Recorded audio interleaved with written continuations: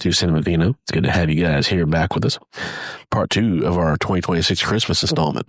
You've gotten faster since you've gotten married. Yeah. You gotta stay on your game. Yeah. Husband speak. Do you have husband strength now? I do. Yeah. Yeah. +2. Like strength of Sean plus a husband? +2 to clap. Yeah, I have a familiar. Yeah. Isn't that romantic? It is. Sean got married. I got married. Yeah. Hey. Show him the ring. Yeah. Huh? Huh? Tungsten. It's tungsten. It's not. Oh. Sorry, ladies. This is gold. Oh. Sorry, guys. Only the best 10 karat gold you can buy. Y'all can still get some of this, though. Yeah. Yeah. Yeah. Not you, though. My boy's got 2 ring fingers available, so get something on there, ladies. One for each of you. If you like it, you better put a ring on it. So What are we drinking? What are we watching? So we're watching Home Alone. We're drinking Mr. Black's Little Book Shiraz from Barossa Valley, Australia. So Shiraz. yeah, another big, bold Syrah. Another good standalone wine. 15%. So if the weather is cold wherever you are, this is a perfect wine to warm you up. Which would not be Australia. Which would not, ironically, Australia is warm right now. This is summertime down there. Yeah, this wine will make your nipples 3 shades darker or redder. Yeah. Depending on your complexion. It will. And you'll get a good buzz and your nipples will become dark. So win-win. Or red. Yeah. You know, whatever. Yeah. Like red or how? Like a red hot? Like red and angry. Like a cherry? Like freshly flicked. Huh. Like bothered. Hot and bothered. Got it. I'm sorry, did you say freshly flicked? Okay. Okay, that's got to be... How many nipples have you seen in your life? Well, at least 7. How many nipples have you flicked? 7. Hold on. It's an odd number. I know. I threw you a curveball there. Wow. What happened to the 8? It's like, I'm going to give my boy a prime number and see what he does. Well, 3 of those were from a Schwarzenegger movie. Yeah. Yeah, maybe wish I had 3 hands. Oh, Total Recall. There it is. Thank you. Yep. You're welcome. That clears things up immensely. So yeah, this is a big, hearty red wine. I would recommend it highly for anybody who's looking for a big, bold wine. I would not recommend it for somebody who is looking for an entry point into red wine. I would stick to Pinot Noir or Gamay. I don't know if I like this one more. I like this one more than the last one, personally. Not that the last one was bad. This one just has more juiciness. Yeah, it is. It's riper. And to me, it has more of a bottom. It has some heaviness to it. Yeah, the other one, it had that heaviness without the sweet over notes, the high notes. And ironically, Australian wines have that reputation of having a little more sweetness to them. Jamminess. Yeah. They have that sort of bright, fun, jammy sweetness to them. So not sticky sweet, but it definitely has that, to me, that nice flavorful like fruit palate that makes it a good, friendly, standalone wine that you can enjoy, without the food. So yeah, because this is another one that you probably you shouldn't pair it with anything. It's so strong. Drink it. It's so big. I mean, it definitely, last podcast, I got kind of choked up just from the heat and just the fullness of that. So emotional with drinking it. Yeah. And just talk about Elf. Pop it in the microwave for like 20 seconds. You're good to go. Yeah. Yeah. Yeah. You put a couple marshmallows in there. Yeah. Yep. This could be a good mulled wine. Yeah. Oh, yeah? You could do it. Yeah. Spice it up. Throw some cloves. What kind of spice you put in? Cloves, a little bit of cinnamon. Star anise. Put some star anise. You just wanted to say star anise. A little bit of orange juice. Don't lie. Wait, what is it? Star anise. Anise? Anise? I thought it was anise. Yeah, it is. Anise. But you want to say star anise. I know. I know you. I know your body. Have you ever accidentally eaten a star anise? God, like once or twice. It is not fun. Oh, very fragrant. I had a lovely time. Oh, you ate a star anise? Yeah, I did. we Kids tried these days. It was clean. On our wine tour in Spain. We tried some anise that was there on the winery, on the property, and yeah, it was like they were growing it there. Yeah. Oh. And he's like, here, just smell. I was like, whoa. Yeah, like I said, it's very aromatic. Yeah. It's like eating a cinnamon stalk. And you can tell that it imparts into the wine that they sell from that spot. So, interesting. Yeah. It looked a lot like the place we went to in Portugal. It had that same look to it. Although that was a port vineyard. It was. It's fortified. It was. But the place we were at kind of had that similar, topography, that kind of layout, similar view. So very pretty. Valleys. Yeah. Wineries. Hills. Yes. Yeah. Hills. Dales, whatnot. Hills, dales. The whole shebang. All the above. So yeah, this Mr. Black's little book, 2017 Barossa Shiraz, 15% alcohol by volume. What's the plural of star anise? Is it star ani? Anises? Anises? Yeah. Anises? Star anises? It can't be anuses. So I don't want to live in that world. Maybe it's like attorneys general. It's like stars anise. Yeah, stars anise. Or ani? Yeah. All right. So Much Home Alone like attorneys general. Speaking of Macaulay Culkin. Yeah. Now, there have been sequels. Is it Homes Alone? It is. I saw that on Disney Plus. Home Alone 4 was out. So yeah, fuck my jeans. Charles Styles. Yeah. So this came out November 16th, 1990. 35. November 16th, 1990. 35 years ago. So About 3 months after I was born. put that every DVD. I felt old going into that stat, and now I feel older. So, because I remember seeing this as a young kid in the theater. So, yeah. Yeah, but 5 of those years were COVID years. They were. Yeah, they were lost years. Yeah.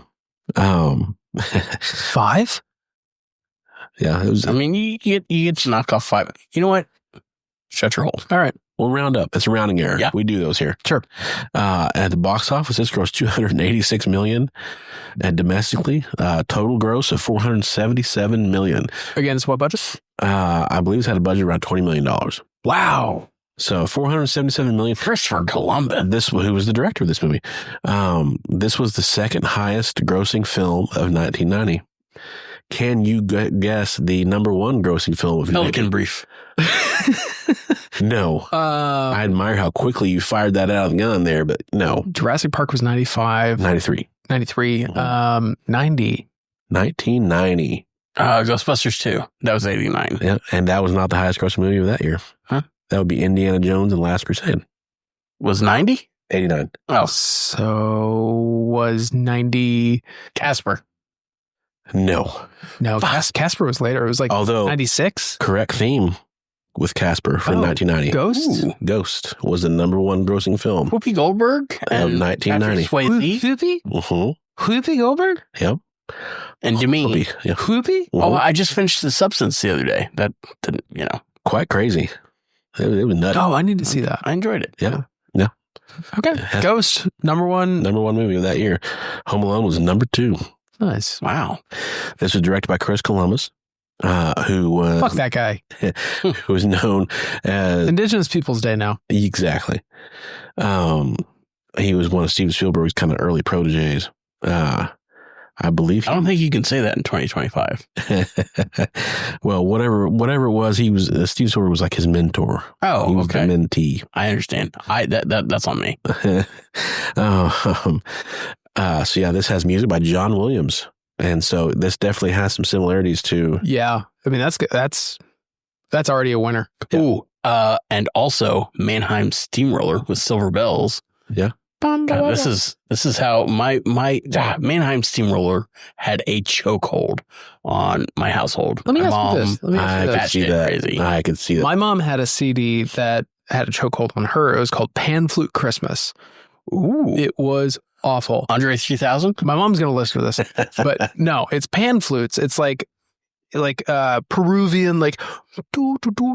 Oh, like pan, like yeah, like straight Seder. up pan flute. Yeah. It was like a CD that she had of Christmas carols that were played on pan flute. Yeah. And she played it in her car all the time. Tell you what, I was going to ask John Williams, has he ever scored a film that did not do well in the box office? He has, but very rarely. What? If we go on some nerdy deep dives, he scored a movie called Heartbeeps with John Belushi. I'm sorry, did you say Heart Beeps? Heartbeeps. No, it was Andy Kaufman, not John Belushi. Andy Kaufman, where they in the future they play robots. Heart Beeps. Yeah, with Andy Kaufman and Bernadette Peters, where they're robots who fall in love. And John Williams scored. John Williams, of all people, did the music. John Williams did the music to a movie called Earthquake from the 70s, a disaster movie. He did the music to a movie called Sabrina with Harrison Ford and Julia Ormond. Oh, I love that one. Which is a good movie. I enjoyed Remake. it. It tanked at the box office. Oh, did it? Yeah. And Greg Kinnear was in that too. Yeah, it was a great Greg Kinnear movie. Yeah, it was an excellent remake. Yeah. I enjoyed it a lot. So What was the leading lady's name? Julia Ormond. Yeah, she was also in First Night. She was in Legend of the Fall. Yeah, she was one of the 90s. Like a whole moment there. Yeah, she was a 90s it girl for sure. So Sorry.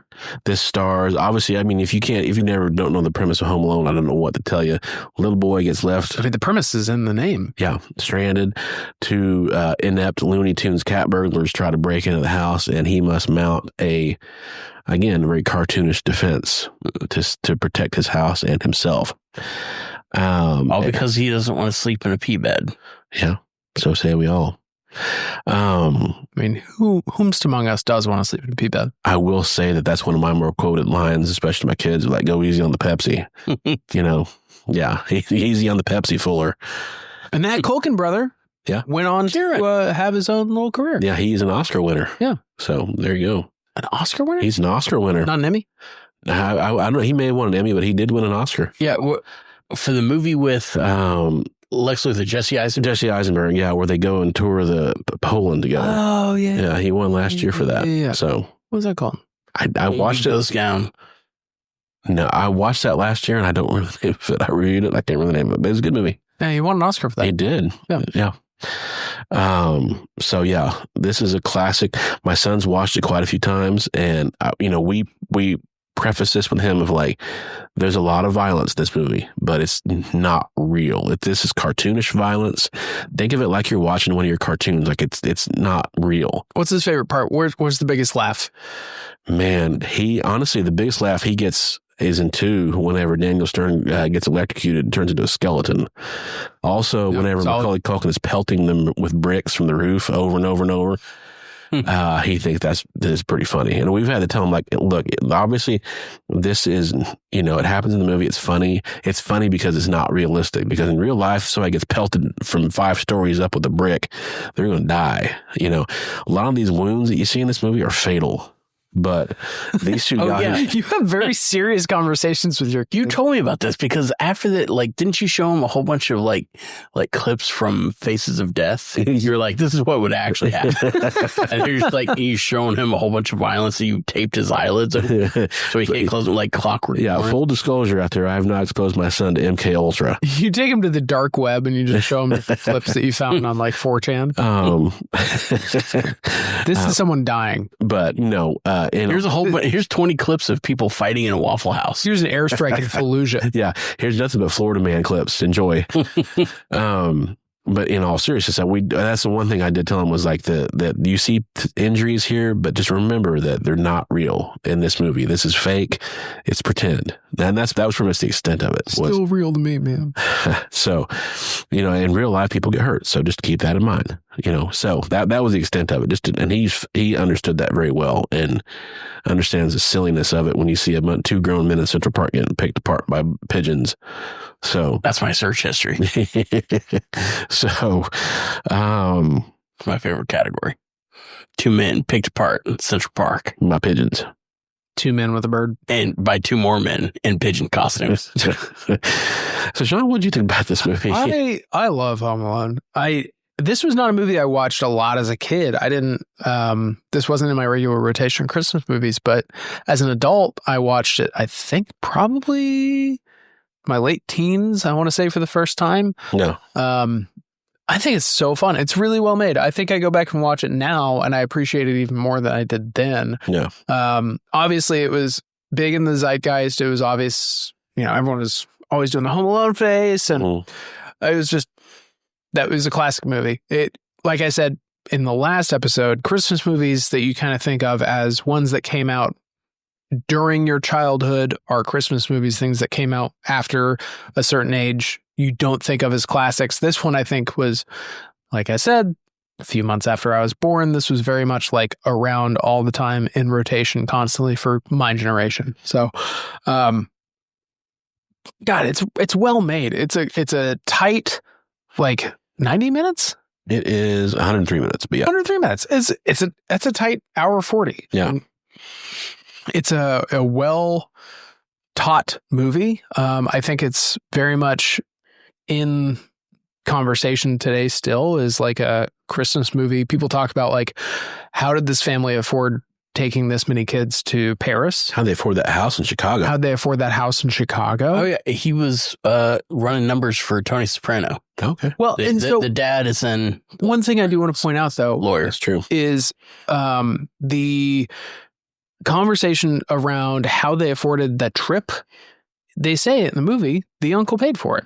The uncle, as a gift, gifted them the trip to Paris. Yeah. Okay. So the parents flew first class and all the kids were in economy. Interesting. But it was a gift from the uncle because Yeah. he got a job in Paris and he wanted to, as a Christmas gift, fly everybody out. Yeah. Such a shitty uncle. Yeah. Like on paper. But then other than you're like, oh, okay. He paid for the whole shebang. Look what you did, you little jerk. Yeah. Okay. But at the same time, trying to fly that many kids to Paris, Mhm. 14? that kind of seems 11. 11. Seems like a chore.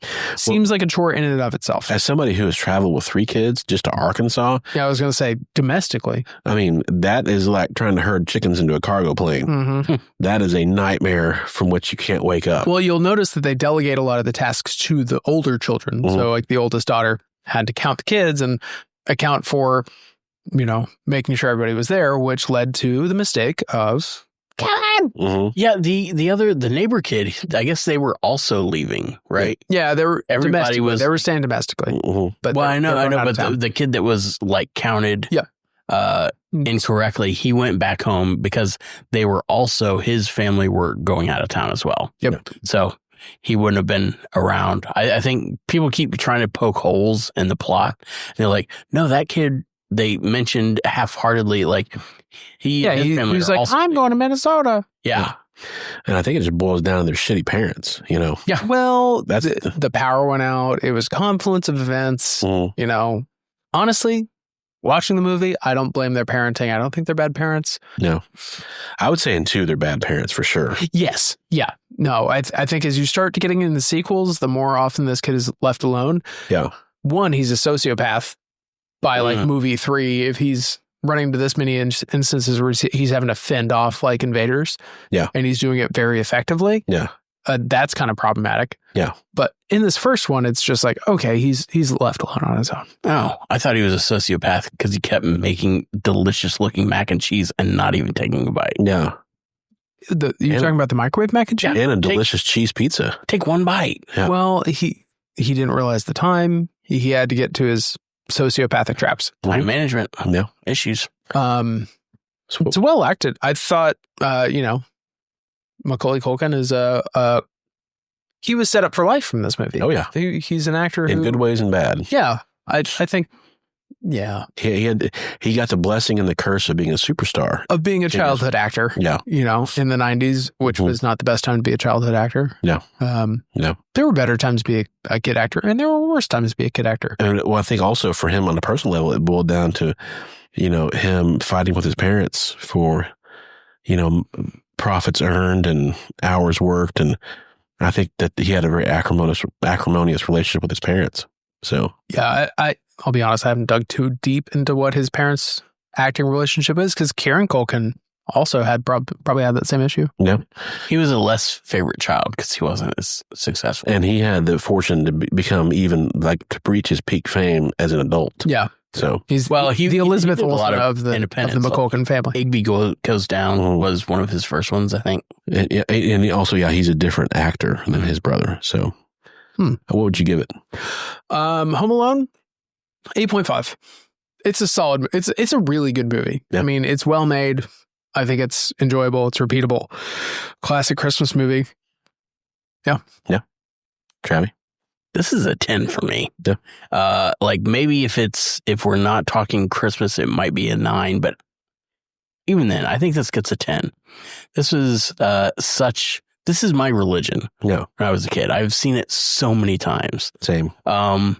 And you said it's an hour and 3 minutes. That extra Hour 43. 103 minutes. 103 minutes. 103.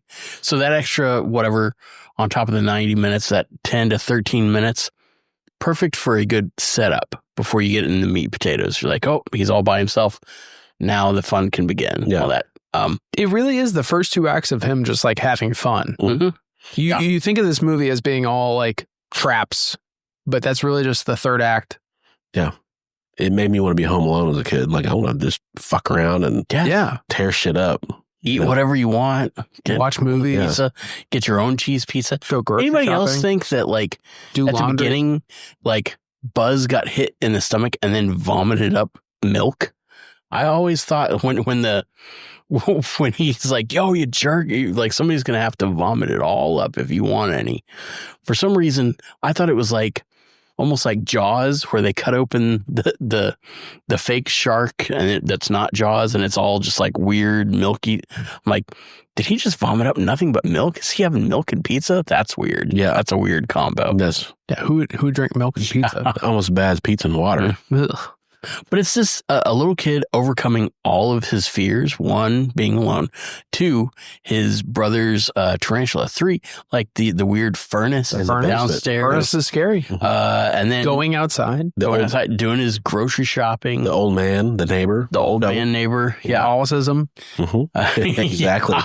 Catholic guilt. Yep. Facing all his fears. And then, you even have the little B story with the evil shovel guy, the old man. The Boo Radley of the neighborhood. Yeah. Yeah. And he gets to meet his family on Kevin's advice. You just see a hug and then a thumbs up. He gets to meet his granddaughter.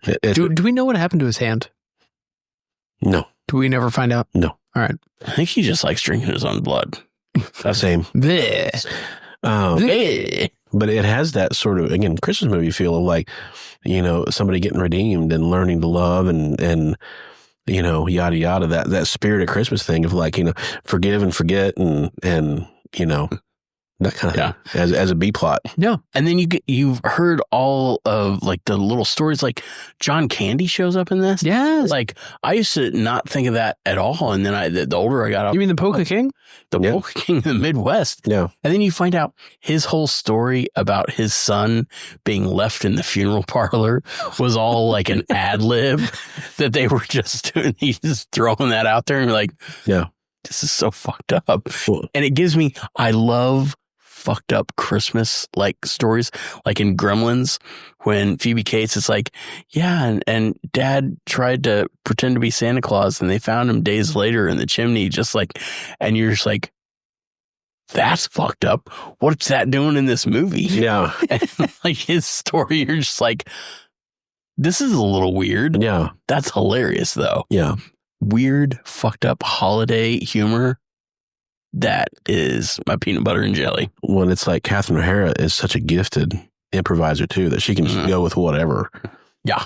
She's that Second City type person that's like, is very good at just rolling. Her and John Candy both just roll with it. So You don't get a lot of improv out of Catherine O'Hara in this movie. not in this movie, but it's like She's playing the straight. Yeah, but she's and she's good at that. She can go either way. She could be the wacky person doing the humor, or she can be she can play the straight side of it and be like the what, So either way, she does get to stretch a little bit doing all that. Or like I will go nuts. We'll go crazy. Flames. I was almost getting on the sides of my face. Madeline Kahn. thank you, Madeline Kahn. yeah, Joe Pesci and Daniel Stern, a great duo in this. to me they make the movie. Yeah, Joe Pesci is phenomenal. Hilarious. And then the fact that I discovered that Daniel Stern, I was like, oh, he's the voice of the Wonder Years, made me love him even more. Yeah. Like, oh my God, I totally know that guy. Yeah. Let's see. Yeah, Buzz. Buzz is in the movie like so little. Buzz is Buzz his brother? Mhm. Yeah. Yeah. Because they don't act like brothers. Buzz is an asshole. Yeah. But yeah, and he is, he's a redhead. He takes after his mom. Yeah. A little bit. Let's see. John Candy. Yeah, John Candy was in this. This is a quintessential Christmas movie for me. Like, this is a staple. It has been since the 90s. I don't know. I'm not sure if I saw this in theaters. I feel like I did. Yeah. And this might have been also around the time Problem Child came out with. Yeah. Not Jason Ritter. John Ritter. Yeah. And it was just about like a mischievous kid getting into shenanigans. Demon Child. I want to be a mischievous kid. Actually, I got in trouble and I couldn't watch Problem Child because I was like trying to be. I don't remember what I did. It was they were like the Caillou of the day. Yeah. Because Caillou is the one now where like kids will watch Caillou and be like, I want to do what Caillou does. Yeah. And gets up to all kinds of shenanigans. Well, then you had, what was it? What is Caillou? You're not familiar? Mm-mm. No. Oh, it's What's he look garbage. like? You should not watch it with your kid. I'll find it. Give me a yeah. second. Yeah, like Don't Tell Mom the Babysitter's Dead, and like Curly Sue. yeah. You had all these bratty Dennis and Menace, the movie came out.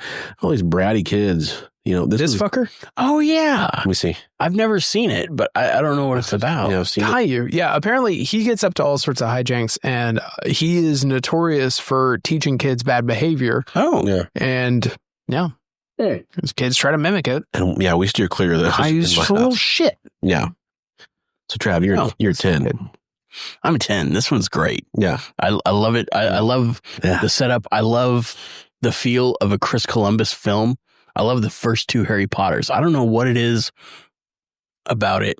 His, I'm going to say the word, mise en scène. There you go. Everything. Yeah, pinky out when you say that. Everything he populates his world and universe with, it feels real. It feels lived in. It feels authentic. Mhm. It reminds me of older 80s and 90s films where they had a warmth to them. Yeah. Yeah. That is a Chris Columbus film. Yeah.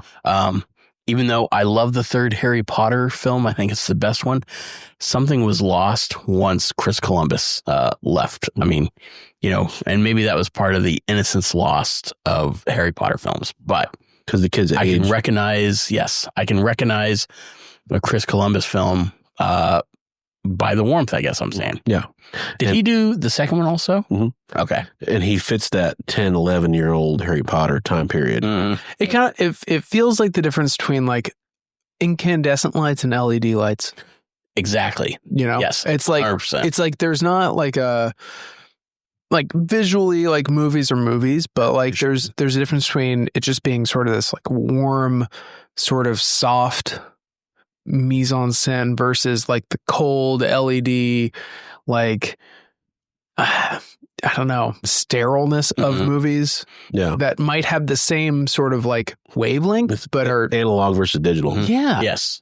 And mise en scène for people that have never heard it before, Thank you. because as Stan Lee said, every comic book is somebody's first comic book, so you gotta like bring them up to speed. So mise en scène basically means whatever the director has intentionally put in the film, like settings. It can be wardrobe, anything that is. It's the vibe. Yeah. It's a fancy French word for saying the vibe. Yep. Yeah. I'll give you that. So I'd say 8.5 for me. I enjoy this movie a lot. Hell yeah. And I've seen it quite a few times. Does that change if you're talking just Christmas movies? No, I'd say, I mean, either way, Just bump. I'd say this is a solid 8.5. Christmas movie, I think it's 10, but like 8.5 standard movie. Yeah. It's a lot of fun, and it's held up. Seeing it multiple times this year. So even not in Christmas, that's why I think I can evaluate it so cleanly as a not Christmas movie, because we were watching it over the summer, over and over and over. And over. Yeah. And over. Because What is the movie you've watched the most this year, you think? this year, Debbie Does Dallas. yeah, that's been in the rotation. Deep Throat. Man, that's tough. I mean, Schindler's Elena. yeah, we watched Schindler's List quite a few times together. He and I have watched this year. Cruel Intentions. He went through it. True Yeah, Lies. Wild Thing. just that one scene. Swim fan. He went through a Paw Patrol phase. Yeah, we did watch a lot of Swim Fan. Porky's. Yeah, Porky's. About 10 years from now, we'll be watching Porky's. Hell yeah. Yeah, maybe 8 years. But yeah, I mean, Home Alone is definitely up there. Home Alone 2 is up there. The Paw Patrol movies are up there. Trying to think of what, I mean, Trolls. Propaganda, right? Yeah, I'm sure it is. Who's his favorite Paw Patrol? I think Chase? Yeah. Rubble? I think it's Chase. Yeah. Which one is Chase? Chase is the cop. Yeah. He's basically He has superpowers of speed when he gets powers. Yeah. Power puppy. I don't remember. basically, yeah, they find like infinity stones or whatever that give them all little powers. So Nice. Hell yeah. yeah. Yeah, I love the music. I mean, I love Joe Pesci and Daniel Stern. It's hard to do physical comedy so well as what they do in this movie and look funny doing it. Like falling downstairs, getting set on fire, getting shot with BB guns. Slipping on ice. Yeah, stepping on Christmas ornaments. You know, Daniel Micro Stern machines. is doing sculptures and stuff now. Really? I think he's doing woodworking. He had like some like fancy like draped over a chair or something. I feel like it was in woodworking, but like it was one of those things where like, look at what this dude's doing now. Yeah. Oh shit. It's like Jim Carrey in painting. Yeah. Oh yeah. But yeah, I mean, it's like stuff that you know is excruciating and you can feel how painful it is. Oh, it's physically cringy. Grabbing a molten hot doorknob, you know. That one. And when the torch hits his head and he puts his head in the Oh, and then stepping on the nail with a nail going into his foot. The nail is bad. guys, That's we tetanus. can't stop this episode without talking about like angels with dirty faces. Keep the change, you filthy animal. The fake noir gangster film Mhm. that I wish was real. Yeah. So good. Yeah. Keep the change, you filthy animal. Yeah. I mean, that made me want to put black cats in like a kitchen pan and just set them all off. And all of the recordings. And then that just sets up perfectly for the sequel with the Talk Boy. Mm-hmm. Yeah. Did you ever have a talk boy? I didn't. No, my parents hated me. My neighbor had a talk boy. That's pretty cool. But yeah, such a good movie. I mean, it's just so much fun to watch. And like I say, the John Candy cameo, you know, obviously, again, it's just a random improv. It's like Bill Murray in the movie Tootsie, where he shows up for a couple of scenes. Everything he says is improv, and it's all just gold. You know, it's like John Candy's all just amazing. I've never seen Tootsie. That's the one we should do that one for sure. But yeah, Bill Murray has an uncredited part in there. That's everything he says is improv. But this movie was written by John Hughes, who also wrote Christmas Vacation, who also wrote Ferris Bueller, who wrote a ton of scripts. He was known to be able to write a movie in a matter of a couple of weeks. Mm. He would go to like a cabin, you know, out in the middle of the woods with the typewriter and just crank it out in like 2 weeks. I'm sure he didn't have any help Yeah. of any kind. Yeah. Well, that's the Aaron Sorkin approach, apparently, back in the day during like the West Wing time. In order to get his scripts in on time, he may have done some crack cocaine. So if they bumped this to a PG-13 and they got to use one F word in this movie, where would you put it? the tarantula, whenever it gets thrown on Daniel Stern's face, that would be probably an appropriate time to say fuck. When Catherine O'Hara says, "Fucking Kevin!" Oh, fuck. Yeah. Or keep the change, you fucking fuck. animal. Kevin. Yeah. Yeah. No, because then you have to do it at least twice to do the callback. Yeah. I would assume whenever somebody gets shot in the man marbles with a BB gun, that'd be a good time to yell fuck. So, anyway, digressing. So, you're an 8.5. 8.5. 10. Damn. I'm 8.5. We're all, I mean, Yeah. it's a strong movie. There's We're no doubt. ballparked. Standard deviation. One of my rare 10s. This, Kill Bill, and I can't remember. Probably Jaws. Sandlot. Sandlot. Yeah. Yeah, I respect that. It's a respectable 10. So we're drinking Mr. Black's Little Book, 2017 Barossa Valley Shiraz, Australia. Check it out wherever wines are sold. And be sure and tune in next time. I believe we're going to do Love Actually for the next movie. I can tell you're liking this wine because I can see your nipples through your shirt. Yeah, they're getting darker, like several shades of darker. They're about to match my lips, which are purple. We're doing Love Actually next? I believe so. Love Actually, and then Muppet Christmas Carol. Muppet Christmas Carol. Hell yeah. Now for something. That's my 10. Yeah, That's my 10. that's my religion. Easy. But yeah. This is my religion. So we got Shoujo, Hey. we got T-Bud, and my name's T-Woff. We will see you guys next time. Great movies, drunker. Mise en scène. Exactly. Pinky's out.